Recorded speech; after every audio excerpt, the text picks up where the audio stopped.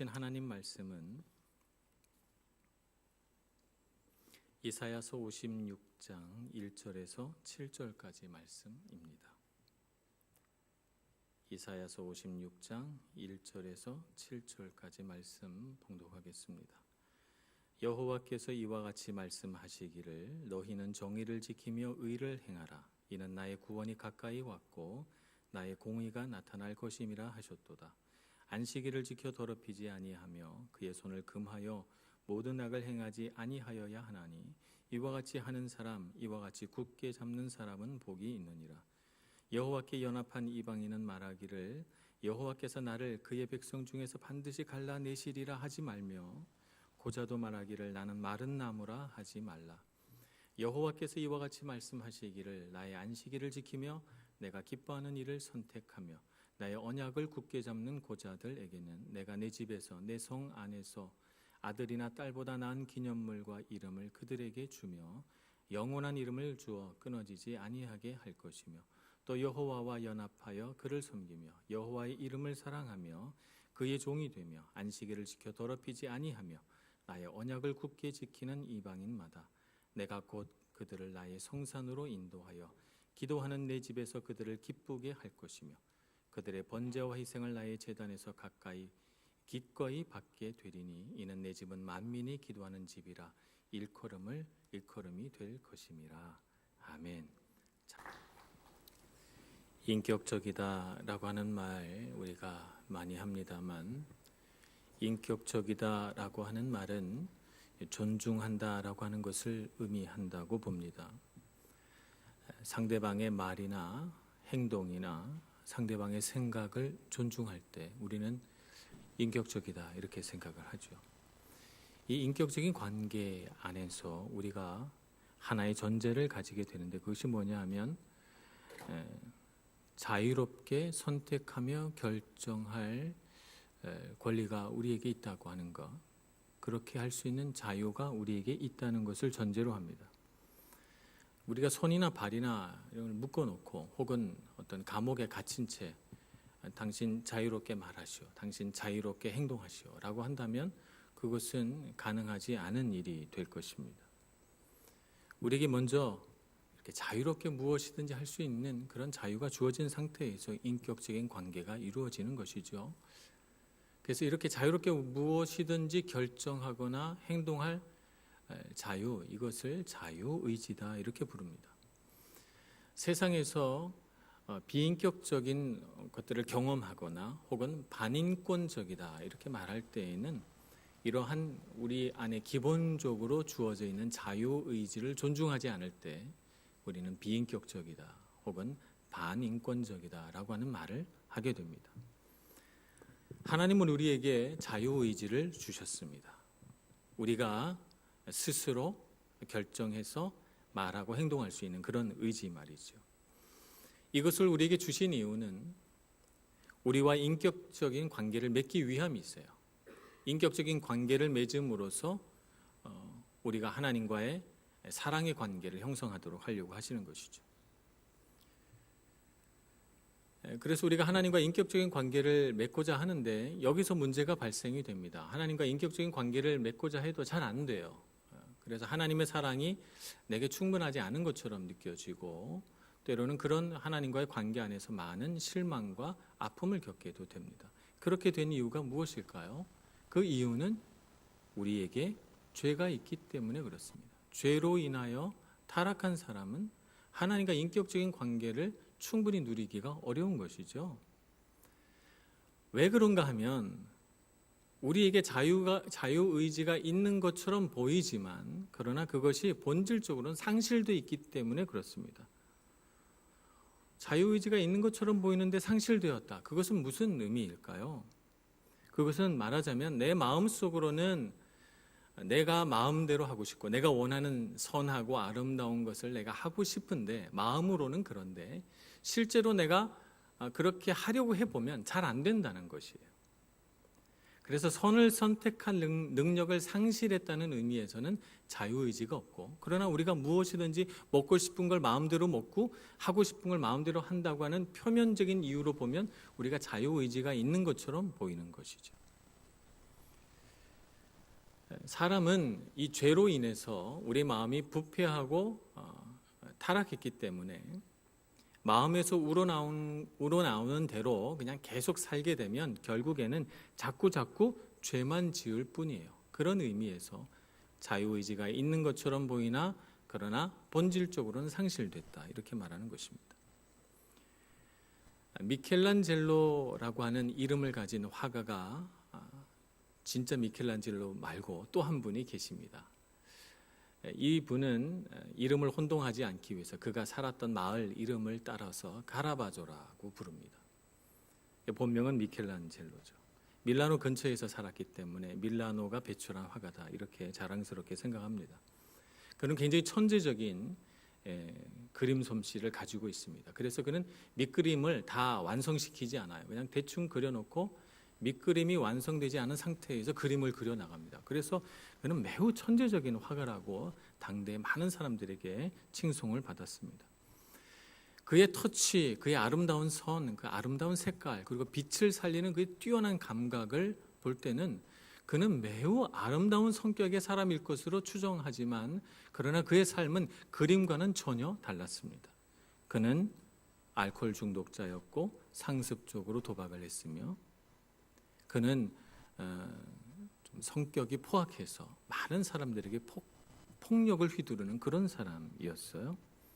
결국엔 그의 삶의 말기에는 결국엔 사람을 죽이게 됩니다. 사람을 죽이고 감옥을 탈출해서 도망을 가다가 교황에게, 자기의 그림을 많이 좋아하고 사랑해 준 교황에게 사면을 청하려고 밀라노를 출발해서 로마로 내려가다가 그만 죽게 됩니다. 그가 교황에게 가기 직전 밀라노에서 떠날 때 그린 그의 마지막 그림이 골리앗의 머리를 든 다윗이라고 하는 그림입니다. 잠깐 그림을 보여주실까요? 바로 이 그림이죠. 소년 다윗이 오른손에는 칼을 들고 왼손에는 피가 뚝뚝 떨어지는 골리앗의 머리를 들고 있습니다. 소년 다윗의 표정을 보니까 한편으로는 이 골리앗을 경멸하는 것 같기도 하고 또 한편으로 보면 그 표정에서는 불쌍함과 연민이 묻어나는 것 같습니다. 이 소년 다윗의 얼굴은 이 그림을 그린 카라바조의 소년 때의 얼굴을 형상화시킨 것입니다. 골리앗의 얼굴은 그 그림을 그리는 지금 현재의 카라바조의 얼굴입니다.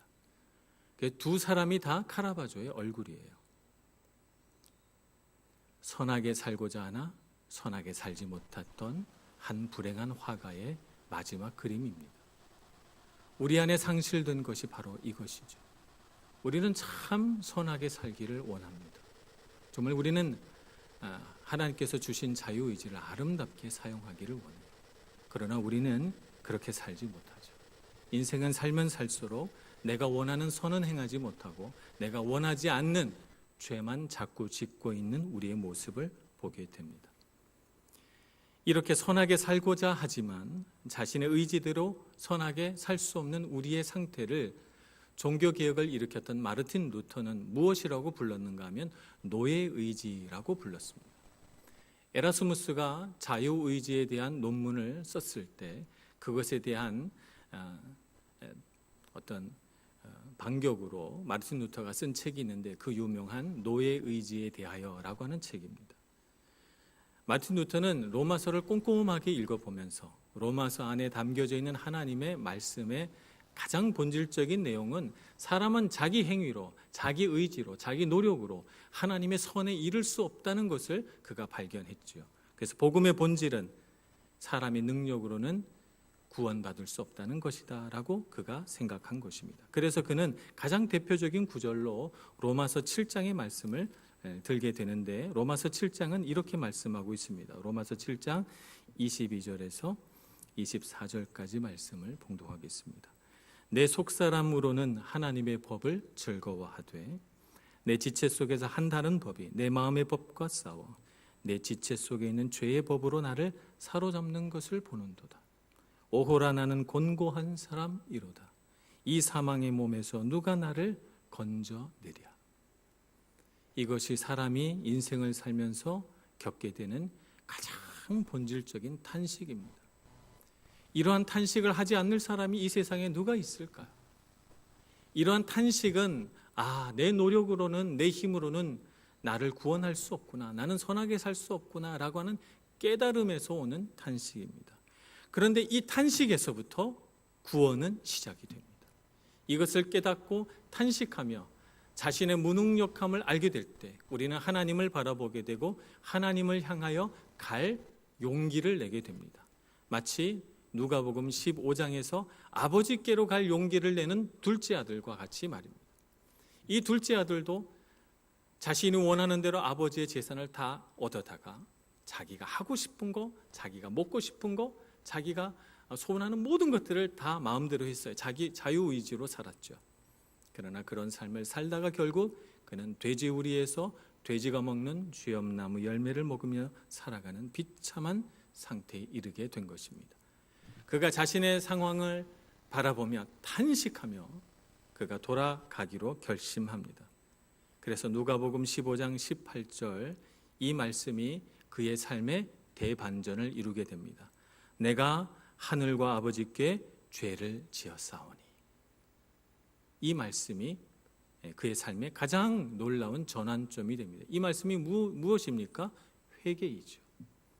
회개하는 것입니다. 돌이키는 것입니다. 내가 하늘과 아버지께 죄를 지었사오니 내가 이제 감히 아버지께 가서 아들의 한 사람으로 여겨달라 말하지 못하겠다. 차라리 나를 품꾼의 하나로 여겨달라고 부탁해야 되겠다라고 생각해서 그가 아버지 집으로 돌아가기 시작합니다. 오늘 우리도 다 그와 같은 과정을 거쳐서 아버지 집으로 돌아왔습니다. 우리가 아버지 집에 돌아와서 경험한 것은 우리를 정죄하고 우리를 나무라고 우리를 훈계하는 아버지가 아니라 벗은 발로 뛰어나와 우리를 냄새나는 우리를 끌어안아 주시고 우리를 사랑하시고 우리 손가락에는 반지를, 우리 발에는 신을, 우리 옷은 다 벗겨버리시고 새 옷을 입히시는 사랑이 가득한 하나님을 만나게 됩니다. 이 사랑의 하나님이 우리의 삶 가운데 가장 구체적인 형상으로 보여진 것이 바로 예수 그리스도입니다. 나는 내가 지은 모든 죄를 내가 당연히 받아야 되겠다. 그 죄값을 내가 받아야지 생각하고 아버지께로 왔는데 이미 나 대신 내 모든 죄값을 치르신 분이 계셨어요. 내 죄를 대신 지시고 내가 달려야 할 십자가에 대신 달리셔서 나 대신 고통받으시고 나 대신 모든 죄를 사함 받으신 예수님이 우리 앞에 있었던 것입니다. 그래서 우리 삶의 모든 죄의 묶임을 끊어버리셨습니다. 다시는 우리가 죄의 노예로 살아가지 않도록 말입니다. 그래서 로마서 6장 6절의 말씀은 우리에게 이렇게 말씀하시죠. 우리가 알거니와 우리의 옛사람이 예수와 함께 십자가에 못 박힌 것은 죄의 몸이 죽어 다시는 우리가 죄에게 종노릇하지 않게 하려 함이니라고 말씀하십니다. 다시는 죄에게 종노릇하지 않게 하시려고 예수님께서 우리를 위하여 십자가를 지셨고 이제 예수님을 바라보는 우리는 우리의 옛사람을 함께 예수님의 그 십자가에 못 박아 버리는 것입니다. 이렇게 해서 우리는 자꾸 죄를 짓고자 하는 우리의 옛사람은 다 죽고 우리 안에 새 사람이 태어나게 되는데 이 새 사람을 우리는 예수 그리스도 안에서 보게 됩니다. 예수님께서 죽음 가운데 부활하신 것처럼 우리도 옛사람이 죽고 우리 안에서 부활하신 주님을 만나게 됩니다. 갈라디아서 2장 20절은 이와 같은 우리 믿음의 과정들을 보여줍니다. 갈라디아서 2장 20절 내가 그리스도와 함께 십자가에 못 박혔나니 이제는 내가 사는 것이 아니요 오직 내 안에 그리스도께서 사시는 것이라. 이제 내가 육체 가운데 사는 것은 나를 사랑하사 나를 위하여 자기 자신을 버리신 하나님의 아들을 믿는 믿음 안에서 사는 것이라. 이렇게 고백하지 않습니까? 이제 나는 예수 그리스도와 함께 십자가에서 죽은 것입니다. 이제 내 안에 사는 것은 죄를 아무리 이기고자 해도 이길 수 없었던 내 자신이 아니고 그리스도께서 내 안에 사심으로 내 모든 죄를 다 이겨낼 수 있는 것입니다. 오늘 우리가 그와 같은 승리의 삶을 살아가는 줄로 믿습니다. 오늘 우리가 함께 읽은 이사야서 56장의 말씀에서는 이렇게 죄로 인하여 절망에 빠진 우리 사람을 두 가지 상징적인 사람으로 우리에게 소개합니다. 한 사람은 이방인이고 한 사람은 고자입니다. 성경에 고자가 등장할 줄은 아무도 생각을 못했을 거예요. 이방인은 이스라엘 민족에 포함되지 않았기 때문에 영원히 저주받을 사람들입니다. 그래서 소망이 없는 사람들이죠. 고자는 자식을 낳을 수 없는 사람이에요. 그래서 그의 삶에는 소망이 없어요. 그냥 자기만 살다가 죽는 거예요. 자식이 있어야 소망이 있는데 말입니다. 그래서 이방인과 고자는 소망이 끊어지고 살 희망이 없는 사람을 상징하는 것입니다. 그런데 오늘 하나님께서 이렇게 말씀하십니다. 여호와께 연합한 이방인은 말하기를 여호와께서 나를 그의 백성 중에서 반드시 갈라내시리라 하지 말며, 그렇게 말하지 말며, 소망이 없다고 말하지 말며, 고자도 말하기를 나는 마른 나무라 하지 말며 죽은 나무라고 하지 말라는 거예요. 그러면서 하나님께서 이들을 위로하십니다. 4절 제일 마지막 부분에 이런 말씀 나오죠. 나의 언약을 굳게 잡는 고자들에게는 내가 내 집에서 내 성 안에서 아들이나 딸보다 나은 기념물과 이름을 그들에게 주며 라고 말씀하십니다. 이방인들에게도 이렇게 말씀하십니다. 나의 언약을 굳게 지키는 이방인마다 내가 곧 그들을 나의 성산으로 인도하여 내 기도하는 내 집에서 그들을 기쁘게 할 것입니다. 공통된 부분이 하나님의 언약을 굳게 잡는 라고 하는 이 부분이죠. 하나님의 언약을 굳게 잡는 고자들에게는, 하나님의 언약을 굳게 지키는 이방인들에게는 하나님의 놀라운 축복을 주셔서 그들의 슬픔이 기쁨이 되게 하고 그들의 절망이 소망이 되도록 이끌어 가신다고 말씀하십니다. 이것이 바로 주님을 믿는 모든 믿는 자에게 주시는 하나님의 능력입니다. 오늘 우리가 이 세상에서 내 힘으로 하나님을 의지하지 않고 내 힘으로 살 때에는 다 소망이 없고 소망이 끊어진 사람들이었습니다. 이제 예수 그리스도 안에 있는 하나님의 언약을 믿고 그 언약을 굳게 잡는 우리는 소망이 있음을 믿습니다. 하나님 안에 있는 그 놀라운 사랑, 예수 그리스도 안에 나타난 하나님의 놀라운 은혜를 우리는 굳게 믿어야 되겠습니다. 그러면 이런 하나님의 은혜를 굳게 믿고 우리가 어떻게 살아가야 될 것이냐? 오늘 주님께서는 우리에게 말씀하시기를 나의 안식일을 지키며 내가 기뻐하는 일을 선택하며 라고 했어요. 안식일을 지키라고 말씀하십니다. 우리 삶에 있어서 이런 하나님의 언약의 말씀을 굳게 잡을 수 있는 첫 번째 방편은 안식일을 굳게 지키는 거예요. 하나님 앞에 예배하는 일을 주님께서 가르쳐 주신 법도를 따라서 주일마다 잘 지키는 것, 이것이 언약을 굳게 지키는 첫 번째 일이죠. 주일을 거룩하게 지켜야 됩니다. 세상을 살다 보면 우리의 삶의 일주일은 이런 패턴으로 돌아갑니다. 주일날 이렇게 예배 드리고 마음속에 평안과 기쁨과 거룩함이 스며들어요. 월요일은 조금 괜찮아요. 화요일은 조금 어려워져요. 수요일이 되면 자꾸 힘든 일이 생겨요. 목요일쯤 되면 자꾸 정신이 산만해지고 혼란스러움이 찾아와요. 금요일쯤 되면 제발 이런 생각이 듭니다.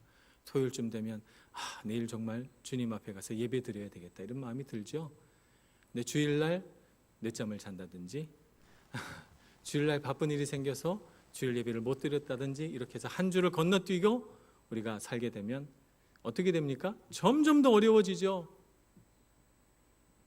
예배라고 하는 것은 하나님의 임재를 누리는 것이고 하나님께서 우리와 함께 계시다는 것을 우리 마음속에 확신함으로써 평안과 기쁨과 거룩함을 채우는 일인데 이것을 게을리하니까 자꾸 마음이 시험이 드는 거예요. 자꾸 인생이 복잡해지고 고민거리가 생기고 마음이 괴로워지고 지치고 낙심하는 생각이 자꾸 들어오는 것입니다. 그러므로 우리가 하나님의 언약을 굳게 쥐고 이 세상을 살아가려면 하나님을 위하여서 뿐만 아니라 나를 위하여서 주일 예배를 잘 지켜야 되는 것입니다. 또 우리가 예배를 잘 드릴 뿐만 아니라 하나님께 힘써 기도해야 됩니다. 예배 드리지 못할 순간에는 하나님께 자꾸 기도해야 됩니다. 기도한다는 것은 단순히 하나님께 내가 바라는 것, 내가 소원하는 것 이런 것을 말씀드린다는 차원뿐만 아니라 다른 부분도 있습니다. 그것은 내 감각을 초월하신 하나님, 내 생각 너머에 계신 하나님, 내 마음보다 훨씬 크신 하나님을 만나는 순간이 바로 기도 시간이기 때문에 그렇습니다. 내 감각보다 더 크시고 내 생각보다 더 크시고 내 마음보다 더 넓으신 하나님을 만나서 그 하나님이 주신 은혜를 누리는 시간이 기도 시간입니다. 기도를 게을리해서는 우리가 하나님의 언약을 굳게 잡을 수가 없어요. 예수님께서 십자가에 못 박히시던 바로 그 순간 박해를 피해서 예루살렘을 떠나는 두 제자가 있었습니다. 그들은 엠마오를 향하여 가고 있었습니다. 근데 한 남자가 그들과 동행하면서 이런저런 이야기를 나누는 거예요. 그래서 엠마오까지 같이 가서 그와 같이 즐겁게 대화하고 밥까지 같이 먹어요. 그러고 나서 그분을 딱 보니까 예수님이세요. 예수님이 함께하지 않으셨습니까? 아닙니다. 엠마오로 가는 길 내내 함께 하셨는데 그들의 눈이 어두워서 예수님이 함께 하신다는 사실을 깨닫지 못한 것입니다. 많은 사람들이 어려운 순간에 마음에 근심과 걱정이 많을 때 주님 나와 함께 해주세요 라고 말합니다. 그렇지 않습니다. 주님이 멀리 계시지 않습니다. 바로 우리와 함께 계시죠. 문제는 우리가 하나님의 언약의 말씀을 굳게 붙들지 못함으로 함께 계신 주님을 우리가 보지 못하기 때문에 우리가 주님께 이렇게 부르짖게 되는 것입니다. 주님께서 우리와 함께 하심을 깨닫는 마음은 예배하고 기도해야만 우리에게 회복이 됩니다. 그러니 힘써 예배하고 할 수 있는 대로 기도할 수 있는 저와 여러분 되기를 소망합니다. 우리가 하나님의 언약을 굳게 잡으려면 또 두 번째로는 하나님이 기뻐하시는 일을 해야 합니다. 하나님이 기뻐하시는 일을 어떻게 할 수 있을까? 로마서 8장에서는 하나님이 기뻐하시지 않는 일이 있다고 말씀하세요. 로마서 8장 7절에서는 육신의 생각은 하나님과 원수가 되나니 이는 하나님의 법에 굴복하지 아니할 뿐 아니라 할 수도 없음이라 이렇게 말씀하십니다. 육신적인 생각을 자꾸 하게 되면 그건 하나님과 원수된 생각이라 하나님의 법에 굴복하지도 않고 할 수도 없는 상태가 된다는 거예요. 8절 말씀은 이렇게 말씀하십니다. 육신에 있는 자들은 하나님을 기쁘시게 할 수 없느니라 이렇게 말씀합니다. 우리가 육신에 거해서 육신대로 살고자 하면 하나님을 절대 기쁘시게 할 수 없습니다. 어떻게 하면 하나님을 기쁘시게 할 수 있을까? 하나님께서 기뻐하시는 일은 성령을 통해서만 알 수 있습니다. 성령께서 하나님의 뜻을 잘 아시기 때문이죠. 그러므로 성령께서 행하시는 대로 순종할 수 있어야 됩니다. 갈라디아서 5장 16절에서는 권면하기를 성령을 따라 행하라 이렇게 말씀하십니다. 성령께서 우리 안에 말씀하시게 해야 돼요. 내 안에 계신 성령께서 내 안에 계신 그리스도의 영이 정말 원하시는 것이 무엇일까 하는 것을 우리가 생각해야 되죠. 주님 무엇을 원하십니까? 하나님 무엇을 하면 좋겠습니까? 성령 하나님 정말 원하시는 것이 무엇이세요? 라고 물어볼 수 있는 저희들이 되기를 소원합니다. 우리가 성령께서 원하시는 일을 하게 되면 육신이 원하는 일을 한 것과는 전혀 다른 결과를 보게 돼요. 육신이 원하는 일을 한 사람은 자기가 일을 해놓고 그것이 선한 일인지 악한 일인지 구분도 못한 채 내가 했다고 자랑합니다. 마치 사울이 하나님의 명령을 어기고 아말렉 족속을 무찌른 다음에 자기를 위하여 기념비를 세우듯이 말입니다. 하나님 보시기에는 기뻐하시지 않는 일인데 자기는 너무 좋아서 기념비를 세워요. 육신으로 일하는 사람은 다 그렇게 됩니다. 그러나 성령께서 원하시는 일을 한 사람은 내가 했다고 생각하지 못해요. 왜냐하면 성령께서 나를 하도록 이끌어 가셨기 때문에 성령께서 원하시는 일을 내 손으로 내 발로 했지만 주님께서 하셨습니다 라고 고백하죠. 이것이 바로 하나님이 기뻐하시는 일입니다. 우리가 하나님을 위하여 했지만 성령께서 하셨습니다 라고는 고백을 통해서 하나님은 정말 기뻐하시고 하나님의 이름이 영광 받으시게 되는 것입니다. 우리 삶 가운데 이와 같은 선하고 아름다운 일들이 많아지기를 소망합니다. 그래서 성령께서 우리 안에 일으켜내시는 일들, 사랑과 희락과 화평과 오래 참음과 자비와 양선과 충성과 온유와 절제를 다 이루어 드려서 정말 하나님의 언약의 말씀을 굳게 붙들고 승리할 수 있는 저와 여러분 모두가 되기를 간절히 소원합니다. 기도하겠습니다. 주님, 우리에게 언약의 말씀을 주시고 하나님의 인도하심 그 모든 것들을 알게 하시니 감사합니다. 우리가 주의 말씀을 더욱 의지하게 해주시고 육신을 따라 살지 않게 하여 주시며 오직 성령께서 우리 안에 말씀하시고 우리 안에 일으키시는 그 모든 성령의 인도하심을 따라 우리가 힘써 하나님을 기쁘시게 하는 주의 자녀들이 다 되게 하여 주옵소서. 예수님의 이름으로 기도합니다. 아멘.